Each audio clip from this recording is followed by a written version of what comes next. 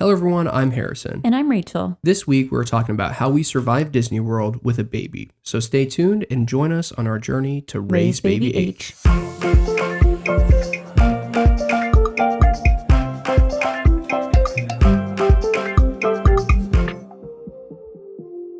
We just got back from our first week-long vacation with Edison, and I would say it was a success. During this trip, we stayed at Margaritaville, spent some time swimming, visited the Kennedy Space Center, and Magic Kingdom at Walt Disney World. Today, we're just talking mostly about how we did Magic Kingdom and things that we learned in the travel there and back.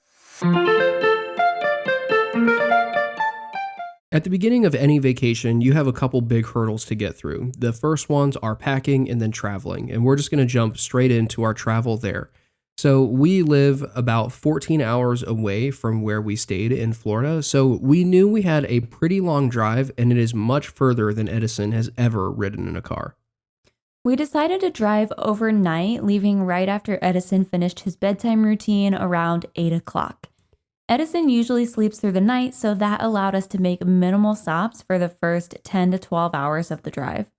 We were a little skeptical about how this would work at the very beginning of it, but once he woke up, it was very obvious we made the right choice to travel while he slept. Because once he got up, we had to stop a lot more. The first stop we ended up making with him was to change his diapers, get him out of his pajamas, and get him ready for the day.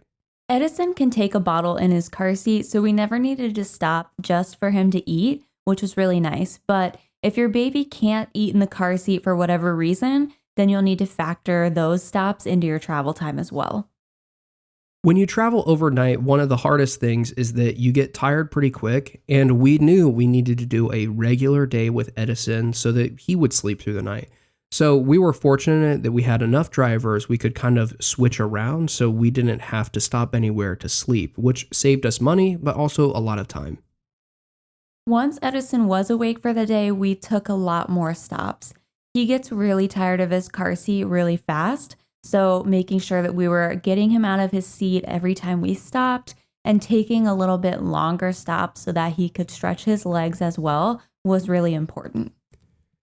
In that first couple hours of the day, he took a lot more short naps than he usually does at home because he probably didn't sleep that great in the car seat, and that kind of made up for it in the end, but also allowed us to finish out our trip with him taking a nap so we could drive a little bit longer.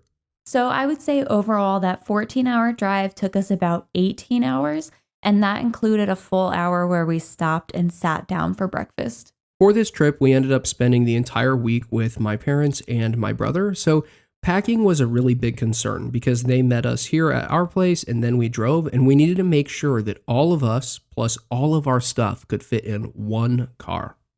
So what did we need to make it through a whole week away from home with a 7-month-old? The very first thing is the pack and play. We weren't really crazy about the idea of taking the pack and play because even though it is advertised that it's meant for traveling and it packs up significantly smaller than when it's open, it's still a very large, clunky thing to travel with, but we ended up taking it. Our pack and play has a bassinet feature, which is like this whole extra parts that you have to bring. So we just decided we were not going to use the bassinet, and Edison was just going to lay on the lower floor of the pack and play, which saved a little bit of space and worked out pretty well. I would say overall, he probably slept better in the pack and play than he ever has because we didn't use the bassinet feature. He wasn't ever really crazy about the bassinet thing because it kind of like rocks around when he moves, and I don't think he likes that. But when he was on the ground, it didn't really seem to bother him at all.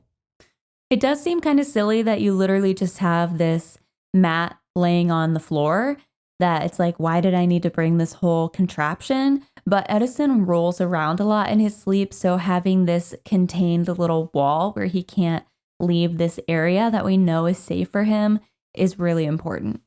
The next most important thing to pack is bottles or whatever you're going to use to feed your kid. And so for us, we ended up taking enough bottles to do 2 full days without doing dishes.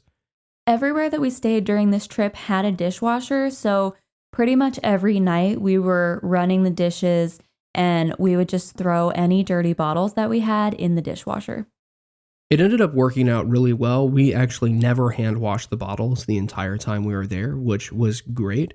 And honestly, we might have taken too many bottles, but it worked out really well. And we are big fans of just taking more bottles than what you need, just so you don't have to bring all the dishes stuff and you just don't have to worry about it.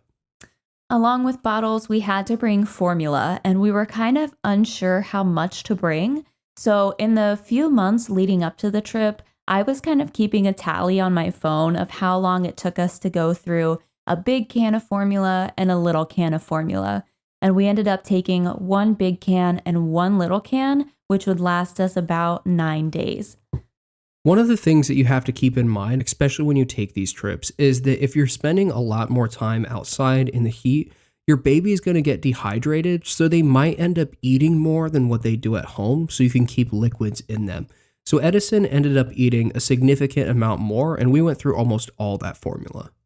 We also brought a little cup with straw that he has so he could have water throughout the day. I think babies at his age can have about 8 ounces of water during the day, which can help hydrate him without just flying through the formula. Another thing to keep in mind with formula is that if you run out, odds are in the area there's somewhere that you can buy formula. So we weren't really concerned that we were kind of like on the edge because we knew we could pick up another can if we absolutely have to, but we never really did need to do that. So another thing that we brought was entertainment for the car. And we weren't really sure if we needed this because we did drive overnight and he slept most of the way.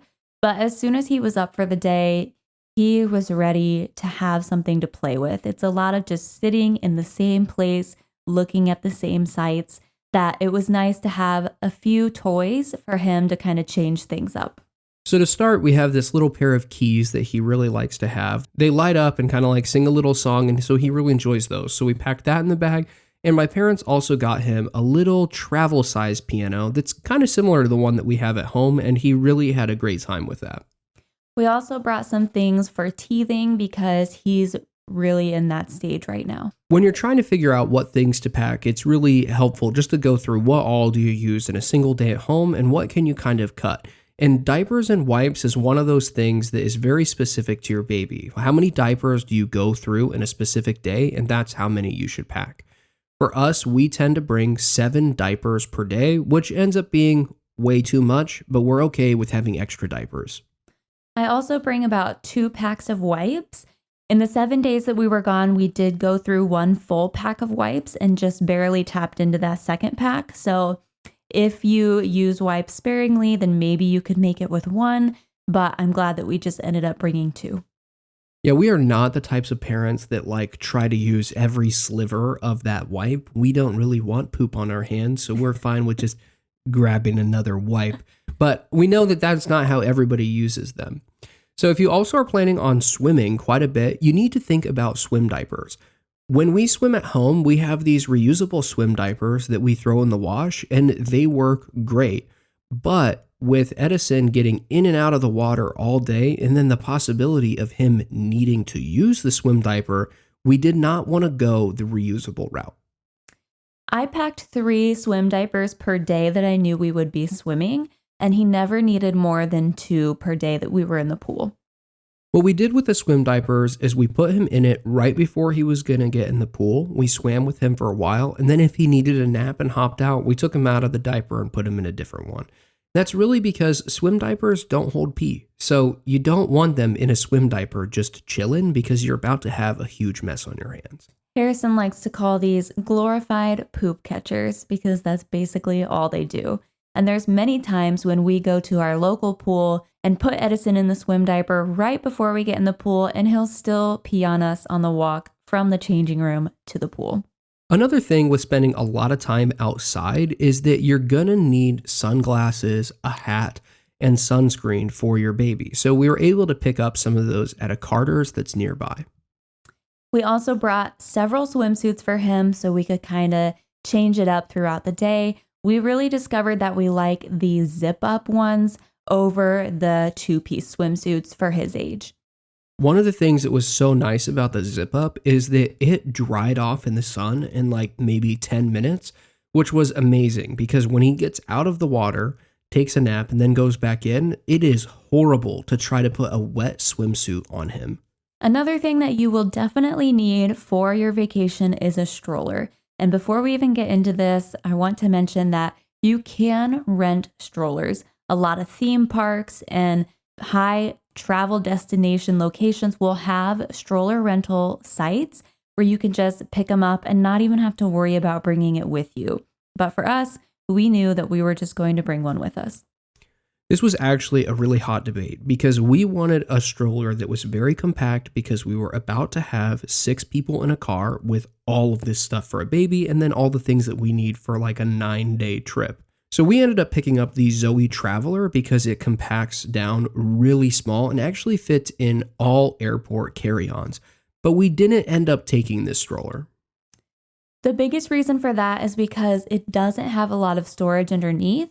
And we found out kind of later on in the planning that we would be going to Disney, and we wanted to make sure that we had enough space under the stroller to bring food, the diaper bag, and just all those things that you need to spend an entire day in the park with nowhere else to go. We literally made this decision 10 minutes before we drove away because we packed the entire car knowing that the stroller needed to be in the back and then tried to figure out, does the Mockingbird fit? Because when it collapses, it's significantly larger than the Zoe stroller is, but it's much nicer when it's expanded because of that underneath storage. And collapsing the stroller to get on Disney transportation was a little bit annoying, but to only do it for one day in like 1 or 2 locations, it's really not that bad. If we were staying a longer time at Disney, we probably would bring something that's a little bit more compact, especially if you stay at a resort, because every time you get on a bus or a tram, you gotta collapse that thing. Overall, it was really nice to have more storage underneath because we were able to bring our own food for the entire day, and everybody else that was with us could utilize that underneath storage, so pretty much nobody needed to carry a book bag around. We also threw in there our stroller fan and a sun cover for the stroller so that Edison could take a shaded nap anywhere in the park. The sun cover comes with a Mockingbird, and we really liked it for a lot of purposes. I mean, obviously covering him from the sun is really helpful, but we also were able to use it to kind of block his view a little bit so that he could calm down and actually take a nap, which was really helpful in the park. Another thing that we brought with us was a baby carrier, which is a must-have when you're doing any kind of theme park or day out. It's so useful for when the stroller needs to be collapsed and you just need to strap that baby onto you. You can use it to wear your baby in line. I ended up using it during the fireworks show at the end of the night because we didn't bring any ear protection for Edison. So I could just hold him in that carrier with a blanket over his ears, and he was nice and happy there. We didn't use the baby carrier a ton because we had 6 other adults that could hold Edison. So when we were in line, there wasn't really a need for it. But if you're going with a smaller group, I would definitely want this because after like an hour of your 6th or 7th month old child sitting on your arm gets kind of tired. So it would definitely be helpful. And we thought it was amazing during the fireworks because he just could chill and he loved watching those. And of course, you want to bring all the clothes that you're going to need and a little bit of extra. Everywhere that we stayed had a washer and dryer, so we were never in a situation where we needed clothes for Edison that we didn't have. And we actually planned on not bringing enough clothes for Edison because we knew we would be able to wash stuff throughout the trip. We actually ended up not bringing enough pajamas, so we did have to wash a set throughout the trip, and I actually think on our way home, he just slept in his clothes for the day, which I don't really think is that big of a deal, but pajamas are kind of rough because you don't want an extra pair of pajamas for every day because that's just way too many. And then we did grab a couple of snacks once we made it to Florida. Harrison swung by the grocery store and got some teething crackers, which kind of helped soothe him if he was getting fussy and it wasn't really time for another bottle yet. Then he could just snack on these crackers while we're waiting in a line or struggling to keep him distracted. They also were really helpful because we are in the process of introducing solids, so he was able to keep eating something solid throughout the week that wasn't like really intensive to prep or anything, and it was easy. Like, we're just standing in line, it's about lunchtime. Let's just give him some crackers to chew on. And Edison loves to eat while everyone else is eating, so it was nice to have things on hand when everyone else is having a dinner that he can snack on as well. So now that we've gone through how we got to Florida and some of the things that we packed, we're going to go through some of our tips for doing Disney with a baby. So we spent one full day in the Magic Kingdom and we spent about half a day in Disney Springs before that. So our first stop at Disney Springs was to the Guest Services Center so that we could pick up a My First Visit button for Edison. He didn't really wear it, but it was nice to have it for a picture. It was nice to take some time at Disney Springs, one, because it is free and it kind of helps you get in the Disney spirit a little bit before you go to the parks. So we ended up getting a reservation for one of the Italian restaurants there, and that was really nice. And then after that, we just got to spend some time walking around, looking at the shops, and just kind of dreaming about things that we wanted to buy. There's not a ton of things for babies at Disney Springs, but something that we both really enjoyed is that we knew the restaurant was going to be baby friendly. And that's just something nice about most Disney restaurants. And you can check all of that before you make your reservation. But for the most part, they're going to be able to accommodate strollers or car seat, sling, or high chairs or whatever. And the space works really well, so you don't feel like you're just smushed in there like at some other restaurants. We were able to leave Edison in his stroller next to the table the entire time that we were at dinner. We stayed at Disney Springs much later than we thought we would, and Edison really had a good time listening to some of the live entertainment and just the music overall. And we were surprised at how late he stayed up, and that was kind of a good sign for if he could watch the fireworks the next day. We were kind of nervous because he usually goes to bed around 7 or 8 o'clock, and he did wake up that day when he usually did around 6 a.m. So that's a long time for him to be awake, but just all of the action going on around him was really exciting to him, and he really did not get fussy at all. Our trip into the parks was very last minute, so we didn't have a lot of time to prep for it, and we didn't stay on property. So while we were in the park, we needed to make sure we had everything. Fortunately, if you do end up staying at a resort, it's very easy to go back to your resort, take a nap, and you usually have some extra magic hours, so the parks might be open even later, so you're not really missing out on much. But for us, that is not the case. We needed to make sure that when we went in that morning, we had everything that Edison and all of us needed for the entire day. Since we were only there for one day, we had to pick which park was going to be the best for everyone, and Magic Kingdom has the most number of rides or attractions and is really the most friendly for a kid, but all these tips we're about to give you could really be applied any of the parks. The first tip is to take advantage of their baby care center. Every park at Disney World and Disneyland has one, and it's a space where you can change your baby, feed, pump, anything that you need to do. It's air conditioned. You can rest in there, kind of get away from all the stimulation and noise of the park, and then regroup with your family a little bit later. Another thing that's nice about the baby care center is that if there's any item you forgot, like formula or diapers or whatever, they have it there that you can buy. So that is a nice plus as well. But if you're looking for places to take care of your baby that's not the baby care center, pretty much every bathroom is going to have a changing table or just some space that you can take care of your baby without needing to go find the care center. One of the nice things about Disney is that they also have adult changing tables. So they definitely thought it through that there are people that need to be changed that are not baby sized. And so that's a great thing about Disney. We would recommend that you bring a stroller that is nap friendly. Especially with a baby that's this little, you know that they're going to be taking naps during the day, and the ones that you can rent from Disney are not exactly the best for napping. What we liked about our stroller is that it has the sun cover, it can recline completely flat, so Edison could get some quality naps in there. There's stroller parking all over the place in Disney, so it's really easy to figure out where you can put it while you're waiting in line. And we actually put an air tag on the stroller just in case something happened where it got moved, because if you do, for whatever reason, park your stroller outside of a Disney stroller parking area, it is possible that a cast member might move it to that area if it gets in the way. So it could be helpful to have some sort of way to find your stroller if it gets moved for whatever reason.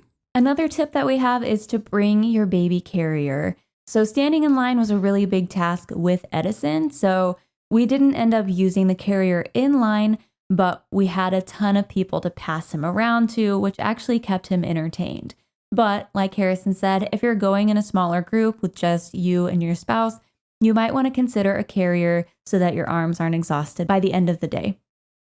We were a little concerned about Edison waiting in a line because if we're there for a really long time and he starts to get fussy, we don't want him screaming with all these people around us. And even though we've been to Disney a couple of times and we really do enjoy it, there was probably somebody in line near you that this is their first time there, or maybe they're not going to come back for a while, and we just don't want to ruin it for other people. But Edison was really great in line, and we never had to really worry about it. We just took some crackers with us, a binky, and just played with him while we were in line, which helped pass the time. I really thought that he was going to need to be in the carrier on the rides, and that was something I kind of worried about before we got there. But after his first ride, we really determined that it wasn't necessary. Overall, throughout the day, we took Edison on pretty much every ride that he could go on that we also rode. And one of the things that was really nice about Magic Kingdom is there's only like 3 or 4 rides that he cannot get on. Now, some of them are a little questionable, like Pirates of the Caribbean kind of has this drop in it, and we were concerned that he was going to get upset about it and just scream the rest of the ride. But he did really well. We just made sure that wasn't the first ride that he got on and could kind of play it by ear. And it's helpful that we have ridden most of the rides in Magic Kingdom, so we kind of have an idea of what to expect for each of them. Another thing to keep in mind is to keep your baby hydrated. Edison did eat more on the days where we were outside all day, doing a lot of activities. So we fed him more formula than he usually would have, and we also had a water cup and would frequently give him water. Edison usually takes a 6-ounce bottle at most of his feedings, so Rachel ended up filling all of his bottles to 8 ounces so that we could take that extra bit of water and put it in his cup, or we would just feed him a little bit more formula. We also made sure to take advantage of his nap times, and this is a big if you have the ability to do this. We were fortunate to have people in our group that didn't want to ride roller coasters, so they would stay with Edison while he was napping, and then a group of us could go ride the rides that Edison can't go on. If you find yourself at Disney and you don't have somebody to watch your kid on a ride that they cannot ride, they have the ability to do a rider swap, where basically you wait in the line and then one of you rides and then hop off and you basically swap with the baby, and then the other person or group can get on the ride without having to wait in line again. So that's an easy way to kind of take advantage of that time, or just be able to ride more things than what your kid can.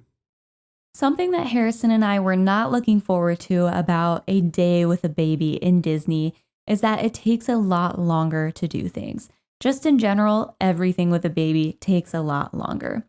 We didn't end up getting Genie Plus or Rope Drop or Close Out the Park, so there were definitely things that we didn't get to do. But I do think if we had just one more day, we could have done it all. Rachel and I went to the parks about a year ago, and we did Genie Plus, we rope dropped, we closed every park down, and we rode pretty much every ride that you could.